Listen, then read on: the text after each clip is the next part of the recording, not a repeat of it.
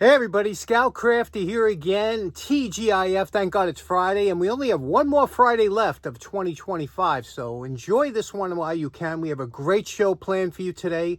Starting off, my good buddy Al Mackley, Big Al Mackley, he collects tools, and he came across a hammer and a really interesting scraper. Check out this scraper. What makes this scraper so interesting, and not just the way it's built, but also look at that cool case. It looks like a homemade case. Somebody really loved that tool, right?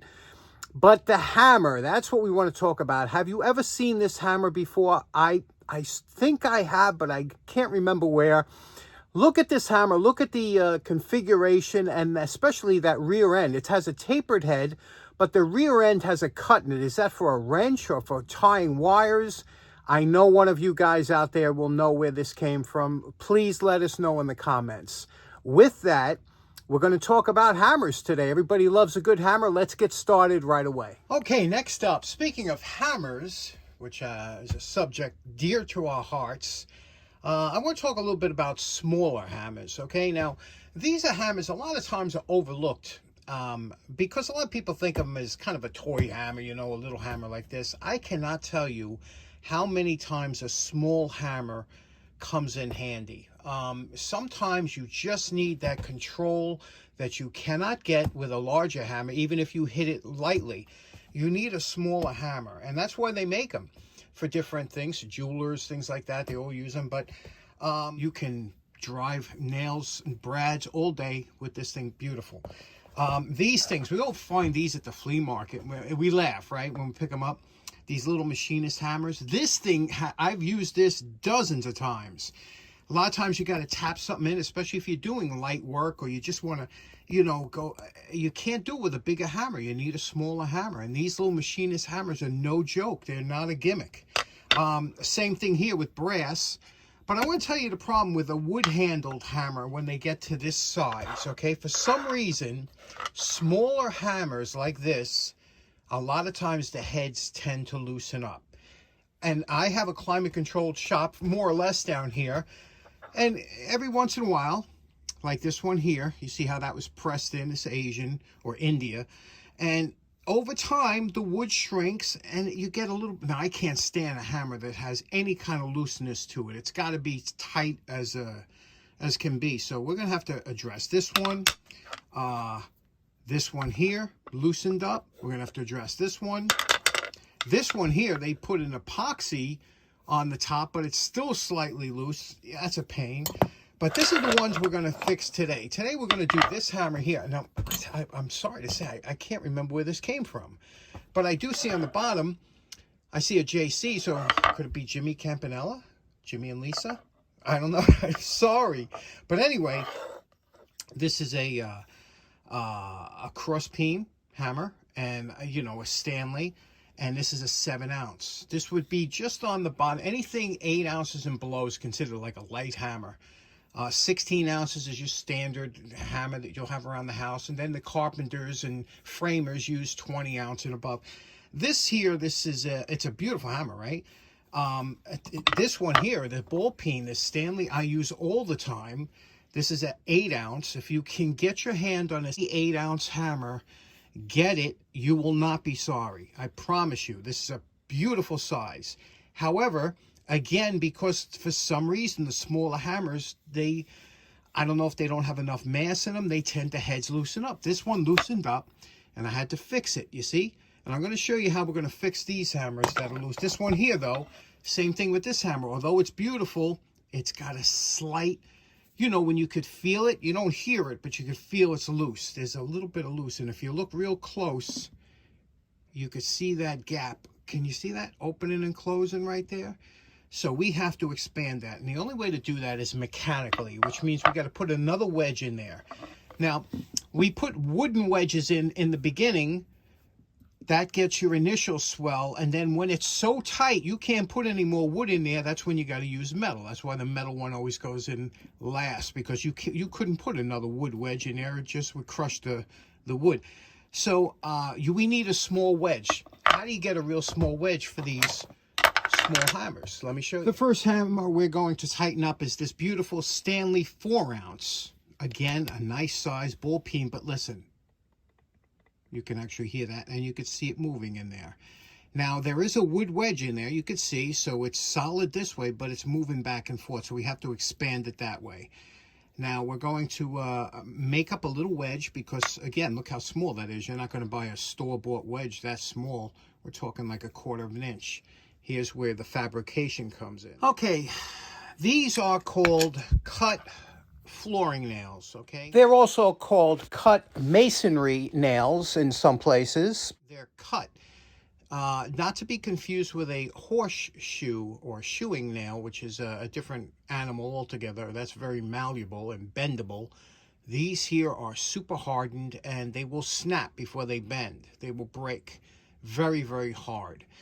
And these I find are very good for making small wedges, because you take them over to the grinder and you grind your profile, you make little mini wedges, and you could tighten up your hammer handles if they're just a little bit loose. Square cut or square profile nails are much stronger and hold much better than round.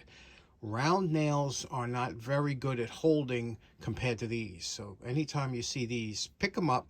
They're always available. Nobody uses them, but they're great for making mini wedges. Now, here's where your bench grinder comes in. You can use a belt sander, but these things are going to tear up your belts, you know, so you might as well use a hard stone. This is coarse. That's fine on that side.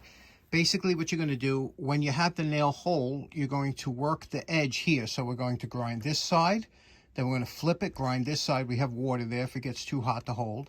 And then once you get a profile, then you're going to make 2 small cuts here with any kind of whizzer wheel or something, so you could snap it off, and then I'll show you what it looks like. So let's do that real quick.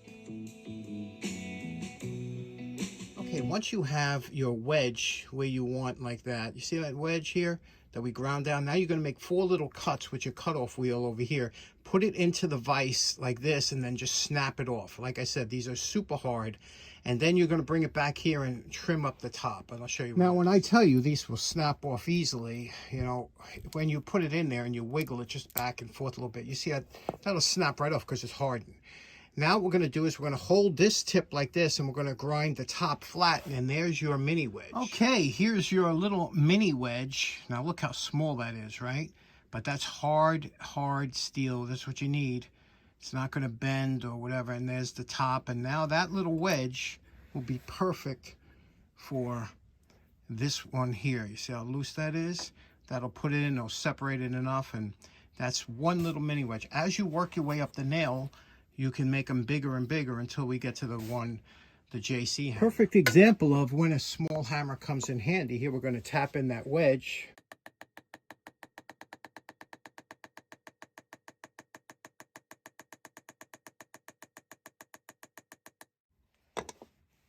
Okay, you see that wedge? Okay, there we go. Now there's that mini wedge. Now this is super solid now. Okay, it's super solid. We didn't go so deep that we split the wood here, just enough to swell it enough that now this is back in service. Now let's get some more done.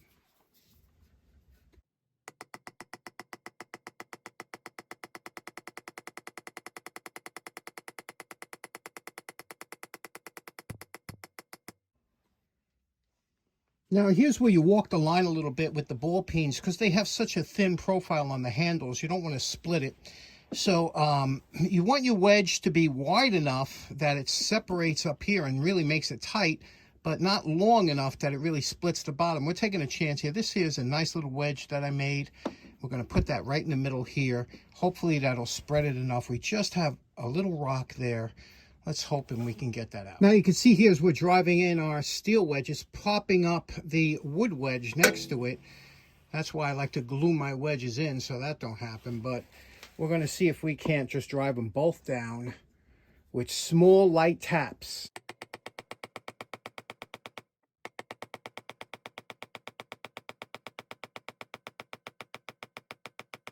Okay, we were successful there. Okay, now what we're going to do is we're going to run the flap sander over it just to clean that up.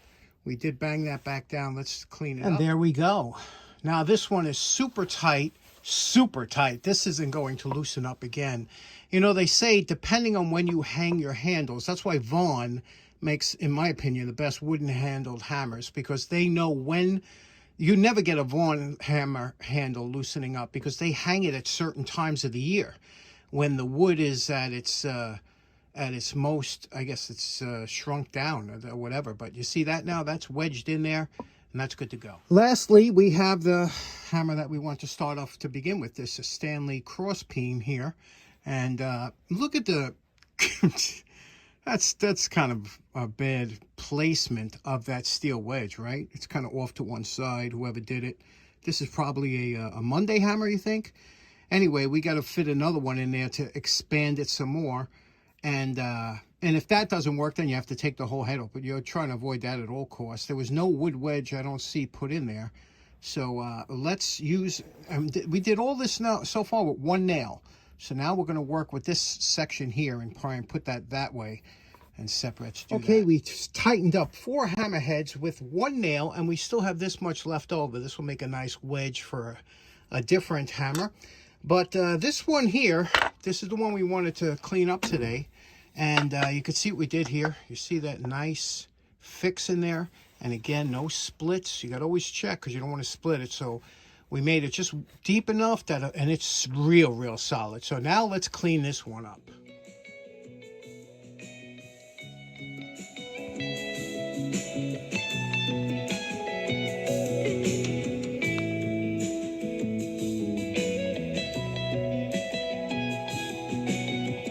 Hey, pro tip. Okay, we just did the rough grind on here. We aren't close to finished, but we just got and we were able to save the name, obviously. You see that? In fact, it enhances it when you get rid of the rust. But we're still going to go over this with the fiber wheel. We're going to take off all those sharp edges. Now, let's talk about the top here. Nice and smooth, right? But if you look close, sometimes you'll see there's a little gap. You see that little gap in the upper right-hand side there? You don't want any gaps in your wood at all, especially here, because wood moves and it could move over, and then this could loosen up. So you want to fill that. And the best way to do it, again, this isn't structurally because this is super hard. You just don't want that wood moving up there. So you take a toothpick, okay? You split it in half like this. That gives you 2 nice sharp points. You dip it in glue, you press it in here, and then you bang it in, and I'll show you that in a minute. Okay, we have a little bit of glue here just on the tip. Okay, a little bit of glue, regular wood glue. Put it into that little hole there, and then tap. Again, this is where the smaller hammers come in handy. Just tap it in until it can't go anymore. Okay, when it can't, it'll break off naturally right there. Then take the other one. If you have any gap left, we have a little bit of hole next to it. Take the other one, a little bit more glue into that corner, and you want to make sure that there's no holes left. Tap it in. And the only thing you're doing, see, it'll go in until it snaps. Now, we'll give that a little time to dry. We'll go over it, and that'll fill that hole without allowing that to move at all. That's all it's doing, is stopping movement up there. And we'll go have lunch. We'll come back and see what it looks like. And this is the final result. Okay, we finished the head now. The head, as we went over with the fiber wheel, and we softened all the edges, and everything looks good now. And you can see the top, that's all filled in and dried. No more hole up there. Now we have to start working on the handle. And what we're going to do is, first thing we're going to do is scrape it. Now the first thing we're going to do is take a single edge razor blade and scrape the entire handle. And then we're going to inspect it. Now, this is just scraped. We're going to take a look. Is there any dings, dents, splits, cracks? Nothing. The handle looks really good. So what we're going to do now is sand it.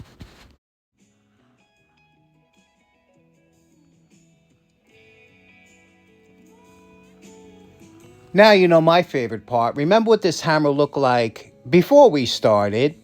And we're calling this project done. Wow. Look at this. Check this out.